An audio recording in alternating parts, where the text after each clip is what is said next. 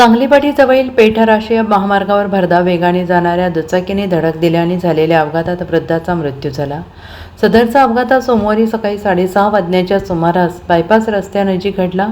या अपघातात किसन गणपती चव्हाण वय वर्ष 81 राहणार कदमवाडी सांगलीवाडी यांचा मृत्यू झाला आहे. या प्रकरणी राजेंद्र किसन चव्हाण यांनी सांगली शहर पोलीस ठाण्यात फिर्याद नोंदवलेली आहे. याबाबत अधिक माहिती अशी की फिर्यादी राजेंद्र यांचे वडील मृत किसन चव्हाण हे सांगलीवाडीकडून कदमवाडीकडे दुचाकीने क्रमांक MH10 AF 5761 निघाले होते. सांगली ते ईश्वरपूरकडे जाणारा बायपास रस्ता ओलांडून ते सिद्धिविनायक रस्त्यात आले. याच वेळी फल्ले मंगल कार्यालयाकडून येणाऱ्या दुचाकीने क्रमांक MH09Y 8854 त्यांना जोरदार धडक दिली आणि यामध्ये किसन चव्हाण हे रस्त्यावर पडल्याने त्यांना गंभीर दुखापत झाली. धडक देणाऱ्या दुचाकी चालकाने घटनास्थळावरून पलायन केले.